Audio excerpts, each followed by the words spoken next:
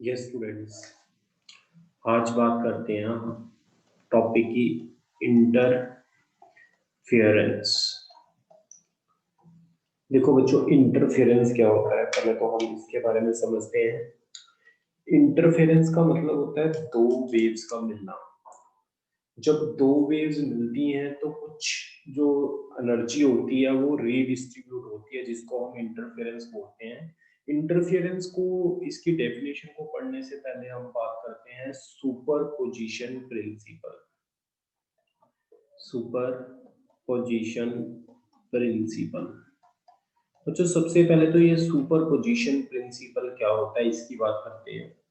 Superposition principle में क्या होता है, अगर दो वेव्स, एक पहली वेव और एक दूसरी वेव किसी पॉइंट पर मिलती हैं, ठीक है, तो जब ये दो वेव्स किसी पॉइंट पर मिलती हैं तो इन दोनों वेव्स का रिजल्टेंट डिस्प्लेसमेंट जो होता है वो दोनों का वेक्टर सम के इक्वल होगा। तो लिख लो बच्चों, व्हेन टू और मोर waves reach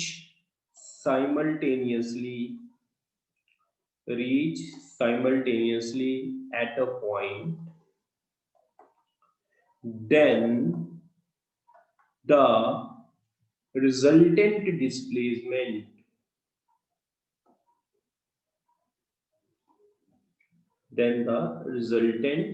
displacement is vector sum of individual displacements।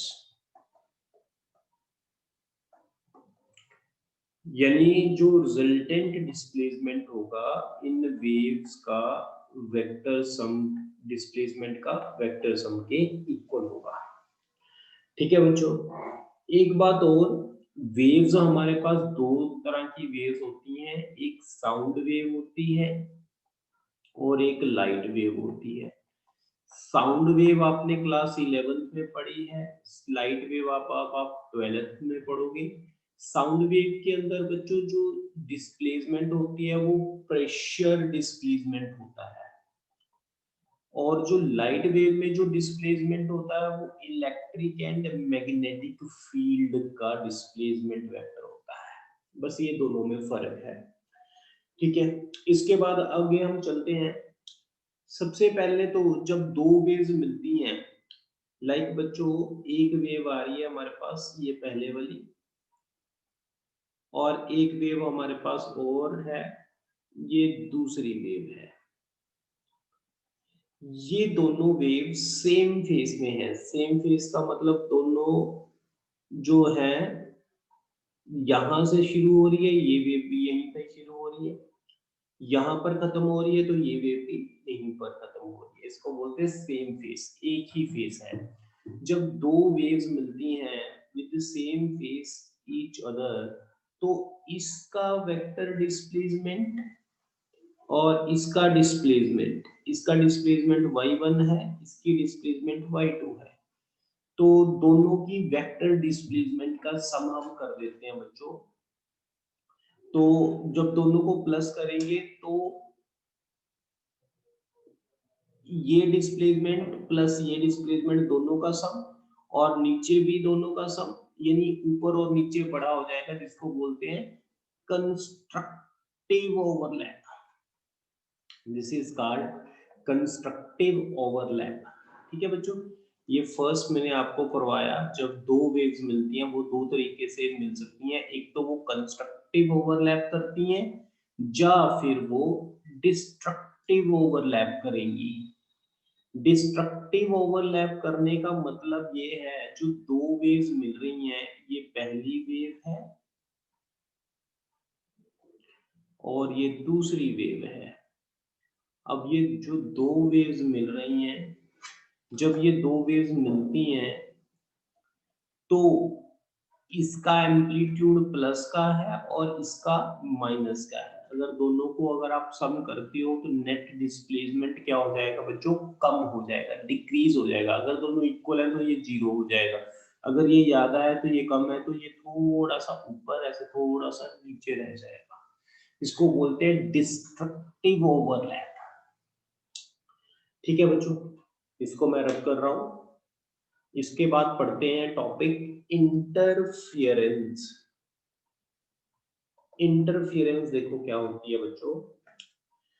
अब कोई भी दो लाइट वेव्स हैं, कोई भी दो लाइट वेव्स हैं, दो सोर्स से लाइट आ रही है, अगर उन वेव की सेम फ्रीक्वेंसी हो, ठीक बच्चों, कुछ कंडीशंस हैं इंटरफेरेंस के लिए, और इनकी डायरेक्शंस भी नियरली सेम हो, नियरली सेम डायरेक्शन, दो वेव्स हों बच्चों, दो सोर्स से लाइट वेव आ रही है, उनकी फ्रीक्वेंसी भी सेम है और उनकी डायरेक्शन भी नियरली सेम है।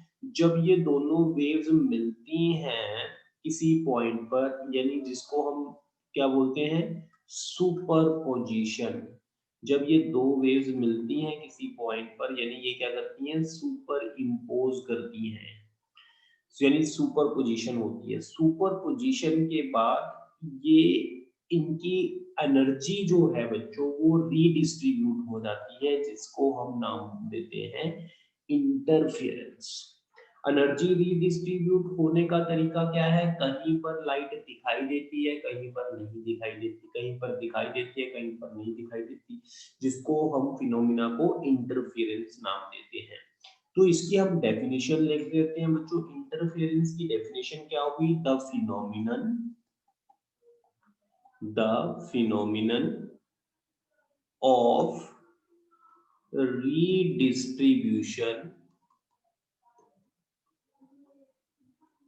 of light energy in the medium due to superposition of two light waves is called interference of light, जिसको हम क्या बोलते हैं, इंटरफेरेंस ऑफ लाइट। यस बच्चों, यहां तक देख लो, आपको क्लियर है? तो आगे चलते हैं हम। इसको मैं रब कर रहा हूं बच्चों। अब दो सोर्स हैं, एक सोर्स है बच्चों लाइट का S1 और एक सोर्स है लाइट का S2।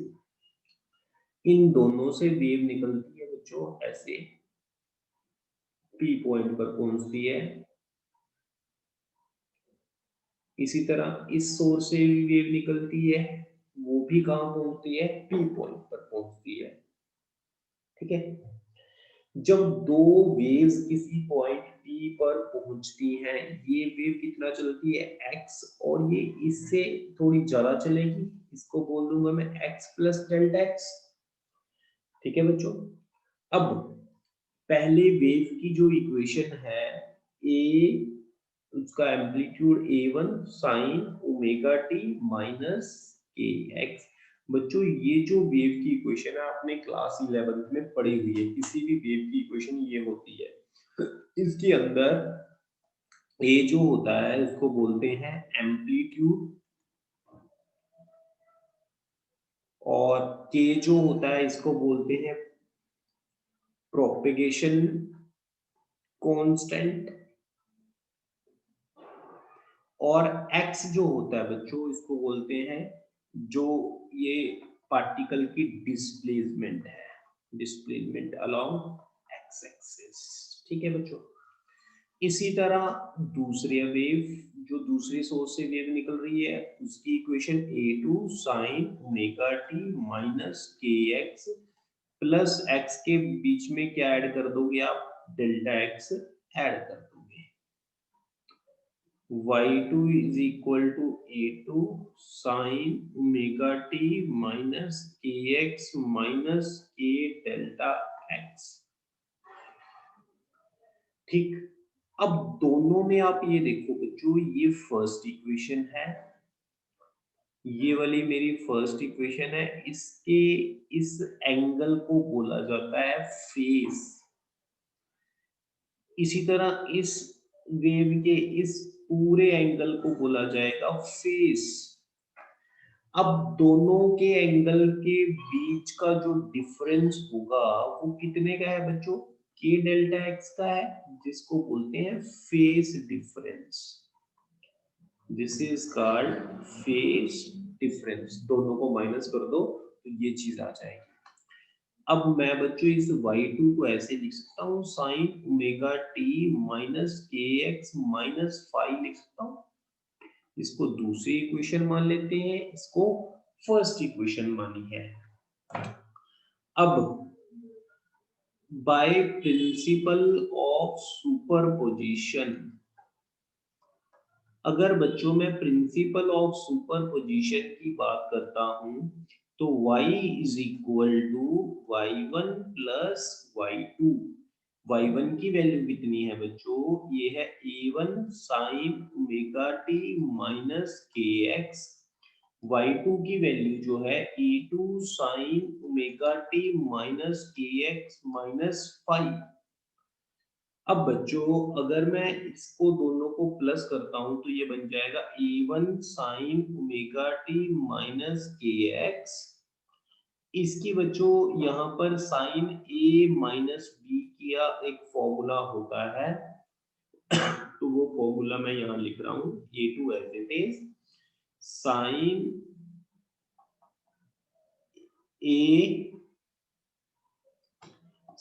A cos b plus cos a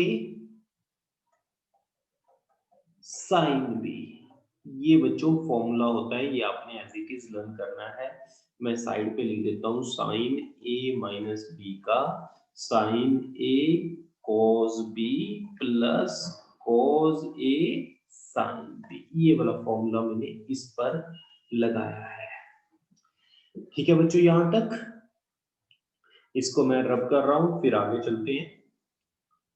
अब बच्चों इसके अंदर देखो, रब करने से पहले मैं आपको एक चीज बता देता हूं कि इन दोनों को मैं प्लस कर सकता हूं, ये फर्स्ट इक्वेशन और ये सेकंड इक्वेशन, इन दोनों को मैं प्लस कर दूंगा तो a1 plus a2 cos five, ये साइन ओमेगा टी माइनस के एक्स क्या आ जाएगा, ये वाला साइन ओमेगा टी माइनस, ये इतनी टर्म देखना कॉमन आ जाएगी दोनों इक्वेशन में से, ये टर्म कॉमन आ गई दोनों इक्वेशन में से। इसको मैं ऐसे लिखूंगा, अगले स्टेप में लिख रहा हूं, तो y is equal to a1 plus a2 cos five bracket sine omega T minus के x plus a2 sine five cos omega T minus के एक्स। ठीक बच्चों यहां तक।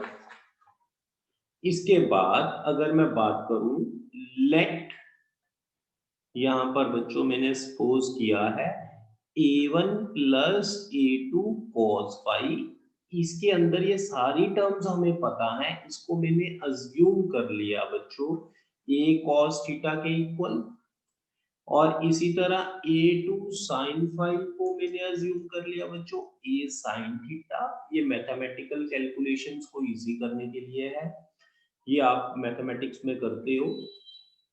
a cos थीटा इसकी जगह आ गया, ये साइन ओमेगा टी माइनस के एक्स आ गया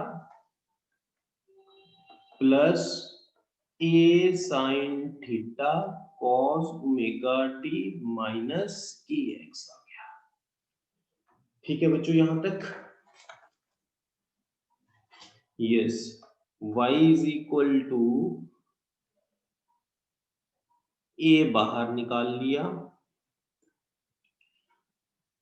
यस बच्चों ये देखना क्या बन रहा है, sine a cos b plus cos A sine B. तो अभी मैंने फॉर्मूला लिखवाया था साइन ए माइनस बी, ये बच्चों फॉर्मूला बन जाएगा। ये आपकी दोनों को प्लस करने के बाद इक्वेशन आई। अब जो ये ए है इसको बोलते हैं बच्चों resultant amplitude of wave, resultant amplitude of wave. Theta को बोलते हैं फेज डिफरेंस। ये जो बच्चों फेज डिफरेंस है, दो वेव को मिलाने के बाद जो रिजल्टेंट वेव बनी उसका फर्स्ट वेव के साथ एंगल होता है। यस बच्चों, यहां तक क्लियर है? ये हमने एक डेरिवेशन की है यहां तक। इसके बाद बच्चों आप ये देखो, इसको मैंने माना था थर्ड, इसको मैंने मानी इक्वेशन नंबर फोर्थ। अब आप इसके अंदर देखो, देखो बच्चों मैंने ये दो वेव्स को प्लस करने के बाद ये इक्वेशन आ गई, ठीक है। अब इसके अंदर ये ए क्या है और ये थीटा क्या है, ये दो टर्म्स मैंने कैलकुलेट करनी है। इन दो टर्म्स को कैलकुलेट करने के लिए मैं क्या कर रहा हूँ, squaring and adding third and fourth equation. Third and fourth को स्क्वेयरिंग एंड एडिंग कर दो, a1 a2 cos फाइव का square plus a2 sin five का square is equal to a square cos square theta a square sin square theta. तो बच्चों ये बच जाएगा a square sin square theta cos square theta 1 होता है। इसकी यहाँ पर ब्रैकेट ओपन कर लेते हैं, a1 का स्क्वायर a2 का square cos square five two a1 a2 cos five a2 का स्क्वायर sin स्क्वायर फाइव। ठीक है बच्चों यहाँ तक? तो ये a स्क्वायर किसके बराबर आ गया, a1 का square two a1 a2 cos five plus a2 का स्क्वायर। ठीक है बच्चों यहाँ तक? इस a को बोलते हैं रिजल्टेंट एम्पलीट्यूड। ये क्या है बच्चों, a1 एम्पलीट्यूड ऑफ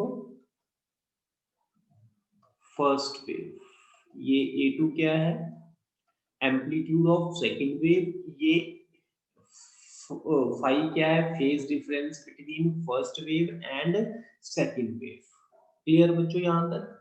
अब इसके अंदर क्या है, एक वेव थी जिसका एम्पलीट्यूड a1 था, दूसरी वेव थी जिसका एम्पलीट्यूड था a2।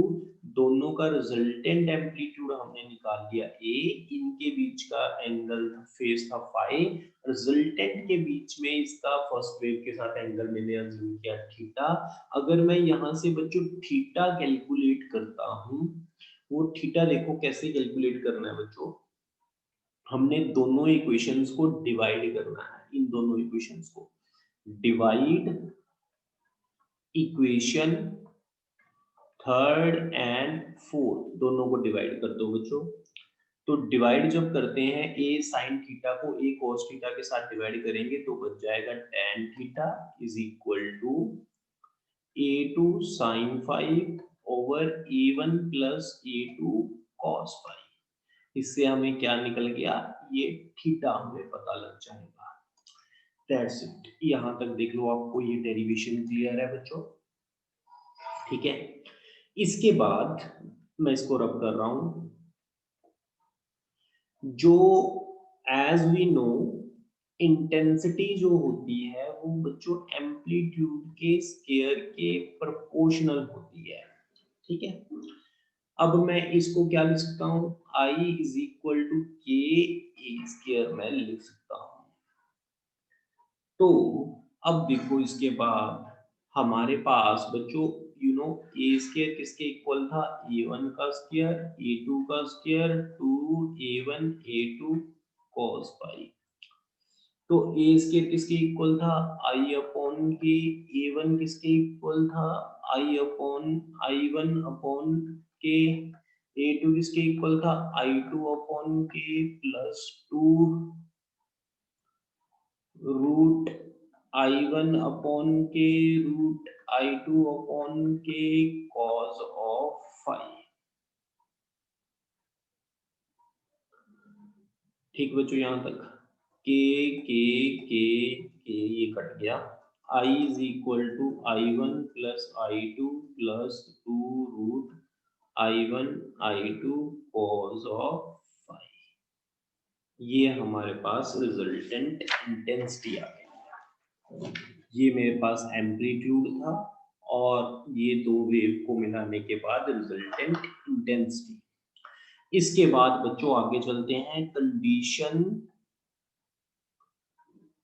Of constructive and destructive interference. Conditions for constructive and destructive interference.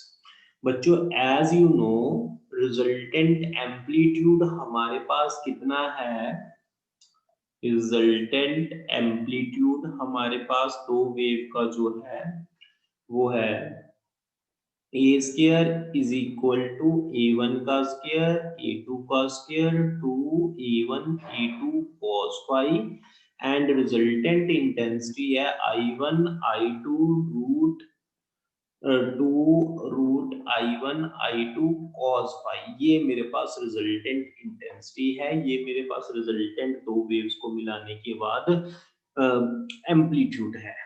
Right बच्चों, अब इसके बाद अगर मैं आपको ये बात करूं कि मुझे इसके अंदर कंस्ट्रक्टिव इंटरफेरेंस की मैं बात करूं, अगर बच्चों मैं कंस्ट्रक्टिव इंटरफेरेंस की बात करूं तो देखो, कंस्ट्रक्टिव इंटरफेरेंस का मतलब होता है कि एम्पलीट्यूड मैक्सिमम होना। अब मुझे ये बताओ, ये एम्पलीट्यूड बच्चों मैक्सिमम कब होगा, ये cos फाइव, ये देखो इसमें वेरिएबल cos फाइव है, ये मुझे एम्पलीट्यूड मैक्सिमम चाहिए। अगर मुझे बच्चों एम्पलीट्यूड मैक्सिमम चाहिए तो cos फाइव कितना होना चाहिए, मैक्सिमम वन होता है। अब cos फाइव मैक्सिमम वन कब होता है, जब फाइव की वैल्यू कितनी होगी, जीरो होगी, या टू पाई होगी, या फोर पाई होगी, या सिक्स पाई होगी। यानी फाइव कितना हो जाएगा, two N pi in general हो जाएगा, वेयर एन क्या है हमारे पास, वो है zero one two up to so on. इसको क्या बोलते हैं, ये हमारे पास है even multiple of pi, even multiple of pi. ठीक बच्चों, इसके बाद अगर इसको बोलते हैं बच्चों हम phase difference, this is our phase difference. अच्छा बच्चों, ये अगर फेस डिफरेंस है तो एक रिलेशन याद रखना है, phase difference is equal to K into delta X होता है।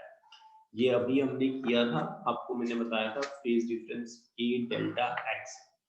तो अब अगर बच्चों मुझे फेस डिफरेंस 2 एंड पाई पता है, के की वैल्यू 2 पाई बाई लैम्डा होती है, ये डेल्टा एक्स है, 2 पाई कट गया तो डेल्टा एक्स कितना आ जाएगा, एन लैम्डा हमारे पास आ जाएगा, जिसको क्या बोलते हैं बच्चों, पाथ डिफरेंस, वेयर एन क्या होता है हमारे पास, 0 1 2 3 अप टू सो ऑन। ये बच्चों कंस्ट्रक्टिव इंटरफेरेंस में एम्पलीट्यूड मैक्सिमम होगा जब cos फाइव 1 होगा। cos फाइव 1 होने के लिए फेज डिफरेंस या तो 0 होगा या 2 पाई होगा या 4 पाई होगा, फाइव की वैल्यू यही होगी, इसको जनरल मैंने लिख लिया, इससे मैंने पाथ डिफरेंस निकाल लिया। ठीक है बच्चों, यहां तक। अब अगर बच्चों कंस्ट्रक्टिव इंटरफेरेंस है, cos फाइव की वैल्यू 1 है, तो हम रिजल्टेंट एम्पलीट्यूड भी तो कैलकुलेट कर सकते हैं।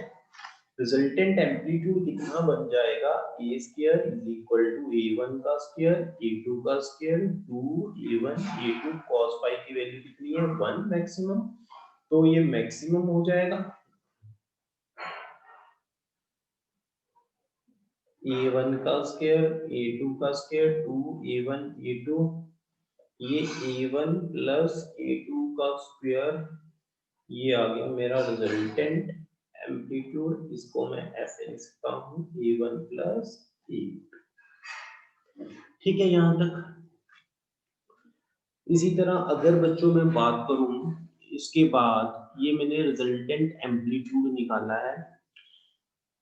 अगर मैं इसी तरह बात करूं डिस्ट्रक्टिव इंटरफेरेंस के लिए, यस बच्चों, डिस्ट्रक्टिव इंटरफेरेंस के लिए, डिस्ट्रक्टिव इंटरफेरेंस कब होता है, जब लाइट की इंटेंसिटी कम होती है, यानी एम्पलीट्यूड कम हो जाएगा।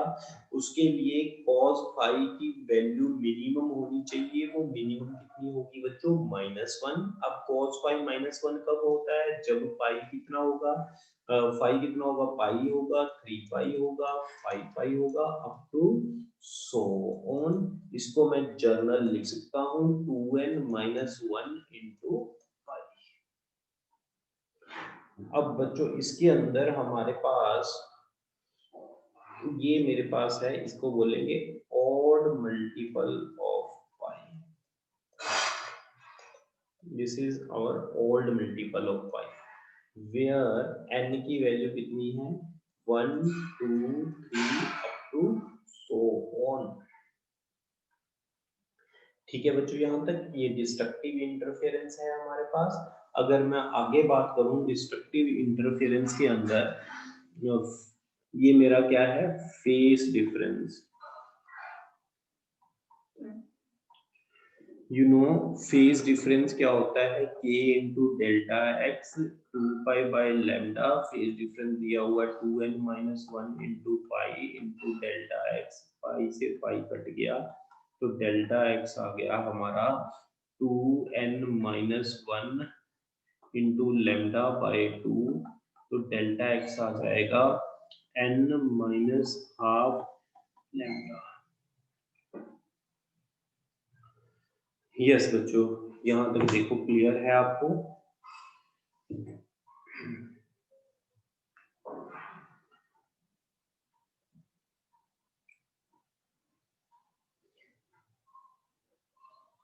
इसको हम क्या बोलते हैं बच्चों, इसको मैं ऐसे भी लिख सकता हूँ 2n-1 लैम्डा बाई 2 भी लिख सकता हूँ, ये भी चीज लिख सकता हूँ, चाहे ये लिख लो या ये लिख लो। ये क्या है बच्चों, ये 2n-1 क्या है हमारे पास, ये है ऑड मल्टीपल, इसको बोलते हैं odd multiple of lambda by 2। अच्छा बच्चों, इसके अंदर अगर मैंने एम्पलीट्यूड मैक्सिमम बताना है और इंटेंसिटी बतानी है, एम्पलीट्यूड मिनिमम एम्पलीट्यूड बताना है, तो a1 का स्क्वायर a2 का square 2a1 a2 cos phi की वैल्यू -1 हो जाएगी, तो ये बन जाएगा a1 माइनस a2 का स्क्वायर, तो a मिनिमम कितना आ गया मेरे पास, ये आ गया a minimum a1 minus a2, ये आ गया बच्चों। इसी तरह अगर मैं यहाँ पर बात करता हूँ, एक बच्चों रिजल्टेंट इंटेंसिटी की भी बात कर लें। रिजल्टेंट इंटेंसिटी क्या थी, I1 I2 root 2 I1 I2 cos phi की वैल्यू -1 पुट कर दी, तो ये बन गया I1 I2 minus root 2 I1 I2। इसको मैं बच्चों क्या लिख सकता हूँ, इसको हम बना सकते हैं, ये बन जाएगा root I1 minus root I2 का स्क्वायर, इसको बोलते हैं रिजल्टेंट मिनिमम इंटेंसिटी। यहाँ पर बच्चों maximum intensity I1 I2 root 2 I1 I2।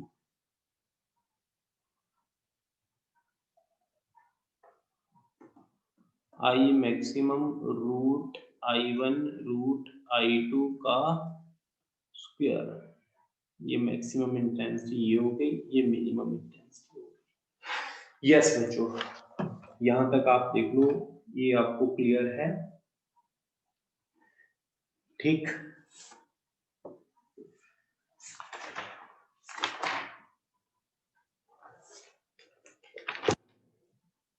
अब मैं आपको इसके अंदर आपको रिजल्ट करवा रहा हूँ, इसको मैं रब कर रहा हूँ बच्चों। अभी मैंने आपको करवाया, ये न्यूमेरिकल्स के लिए है, नॉट कंस्ट्रक्टिव इंटरफेरेंस करवाया मैंने आपको,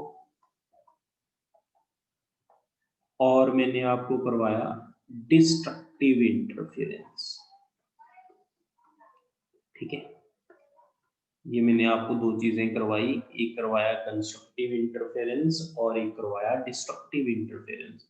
अगर बच्चों मैंने कंस्ट्रक्टिव इंटरफेरेंस की बात की तो फाई कितना था, 0, 2 pi, 4 pi, 6 pi up to so on, phi is equal to 2n pi था। अच्छा, तो दूसरा इसको बोलते थे फेस डिफरेंस।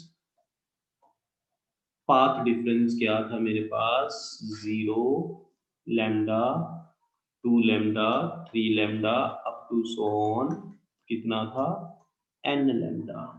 इसको बोलते थे पाथ डिफरेंस। तीसरा, रिजल्टेंट एम्पलीट्यूड मेरे पास मैक्सिमम कितना था, a1 प्लस a2, और फोर्थ मैंने आपको बताया रिजल्टेंट इंटेंसिटी जो मैक्सिमम थी वो कितनी थी, root i1 plus root i2 का होल स्क्वायर। ये बच्चों मैंने आपको करवाया है। इसी तरह डिस्ट्रक्टिव इंटरफेरेंस में मुझे आप बताओ जल्दी। सबसे पहला तो फाई कितना होगा phase, pi, 3 pi, 5 pi, 7 pi to so on. Phase difference इसको क्या लिखेंगे, 2n minus 1 into pi. Yes बच्चों, वेयर n यहाँ पर क्या होगा, 1 2 3 अप टू सो ऑन। यहाँ n 0 1 2 3, यहाँ पर भी n 0 1 2 3, लेकिन यहाँ पर n जो स्टार्ट होगा बच्चों वो 1 से स्टार्ट होगा। ठीक है, अगर आपने n को 0 से स्टार्ट करना है तो फेस हो जाएगा 2n प्लस 1 पाई होगा, और लिख देता हूँ मैं इसको।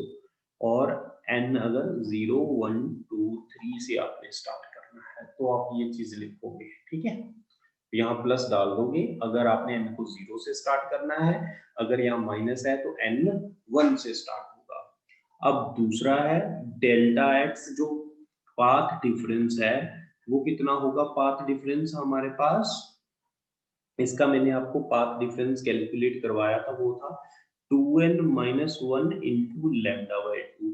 अगर मैं n की वैल्यू यहाँ पर बच्चों 1 रखता हूँ तो ये मेरे बन जाएगा लैम्डा बाई 2। अगर मैं n की वैल्यू 2 रखता हूँ तो 3 lambda by 2, 5 lambda by 2 up to so on, ये बन जाएगा। ठीक है, आप इसको भी याद कर सकते हो और इसको भी याद कर सकते हो, दोनों में से कोई भी याद कर सकते हो। तीसरा मेरे पास बच्चों रिजल्टेंट एम्पलीट्यूड जो होगा वो मिनिमम कितना होगा, a1 minus a2, and fourth one जो मेरे पास था रिजल्टेंट इंटेंसिटी जो मिनिमम होगी वो थी root i1 minus root i2 का होल स्क्वायर। यहां तक बच्चों आप इसको नोट कर लो, आगे चलते हैं इसके बाद। यस, इसको मैं रब कर रहा हूँ बच्चों, एक स्पेशल केस है इसी के अंदर। अगर मैं आपको ये बता दूं, अगर एम्पलीट्यूड a1 a2, अगर एम्पलीट्यूड जो है वो इक्वल हो जाए, इक्वल टू a के बराबर हो जाए, और इंटेंसिटी i1 i2 भी आपस में इक्वल हो जाए, तो हमारे पास रिजल्टेंट एम्पलीट्यूड कितना होगा, a1 का स्क्वायर, a2 का square, 2a1 a2 cos phi। तो बच्चों देखो आगे, a स्क्वायर इसको मैं लिख दूंगा a स्क्वायर, ये मेरे पास रिजल्टेंट एम्पलीट्यूड है, इसको मैं रिजल्टेंट को ar लिख देता हूँ। ठीक है, ए स्क्वायर, ये भी मेरा ए स्क्वायर, 2a स्क्वायर cos पाई, तो ये बन गया 2a स्क्वायर cos पाई, 2a स्क्वायर बाहर निकाल लिया, 1 प्लस cos पाई, 2a स्क्वायर बाहर निकाला, 1 प्लस cos पाई कितना होता है 2 cos स्क्वायर पाई ओवर 2। तो जो ये रिजल्टेंट एम्पलीट्यूड बन जाएगा, ये मेरा बन जाएगा resultant amplitude 2a cos phi by 2, ये चीज आ जाएगी बच्चों। ठीक है यहां तक। इसी तरह अगर मैं यहाँ पर रिजल्टेंट इंटेंसिटी कैलकुलेट करूं, तो वो मेरी रिजल्टेंट इंटेंसिटी हो जाएगी I1 I2 2 root I1 I2 cos phi. तो रिजल्टेंट इंटेंसिटी हो जाएगी I plus I2 I into I cos phi. तो ये आ जाएगा बच्चों 2i plus 2i cos phi, 2i बाहर निकाल लिया, 1 प्लस cos फाई, 2i बाहर cos फाई हो जाएगा 2 cos स्क्वायर फाई बाई 2। तो ये रिजल्टेंट इंटेंसिटी आ जाएगी 4i cos square phi by 2। ठीक है, यहां तक देख लो आप, क्लियर है। इनका मैं सब केस कर रहा हूं। ये सब केस क्या है, अगर cos फाई इक्वल टू 1 है, 1 कब होता है जब फाई की वैल्यू क्या होती है बच्चों 0 होती है। अगर फाई की वैल्यू मैं यहाँ पर 0 पुट कर दूं, तो मेरा रिजल्टेंट एम्पलीट्यूड हो जाएगा 2a और रिजल्टेंट इंटेंसिटी मेरी हो जाएगी 4i। ठीक, अगर मैं यहाँ पर फाई की वैल्यू बच्चों पुट कर दूं पाई, फाई का मतलब क्या है, इनकी फाई की वैल्यू cos पाई, ये कब होता है जब -1 होता है मिनिमम, जब फाई की वैल्यू मैंने पाई पुट की, तो ये रिजल्टेंट एम्पलीट्यूड जो बन जाएगा बच्चों वो बन जाएगा 0, और रिजल्टेंट इंटेंसिटी भी क्या हो जाएगी 0 हो जाएगी। पाई की वैल्यू यहाँ पर पुट कर दोगे, पाई बाय 2 बन जाएगा 90, ये भी 0 हो जाएगा और ये भी 0 हो जाएगा। यहाँ तक आप बच्चों आज के लिए इतना कर लो, कल इसका सेकंड लेक्चर करेंगे। ये आपका फर्स्ट लेक्चर हुआ इंटरफेरेंस का, जो मैंने आपको लिखवाया था पहले करवाया था, उसको आप दोबारा कर लो। पहले वाला जो लेक्चर मैंने आपको करवाया था उसकी जगह ये आप कॉपी में नोट कर लो। इसके बाद मैंने सेकंड लेक्चर करवाना है, 3 से 4 लेक्चर में आपका मैं इंटरफेरेंस इसकी कंप्लीट करूंगा। क्या बच्चों, ओके, बाय।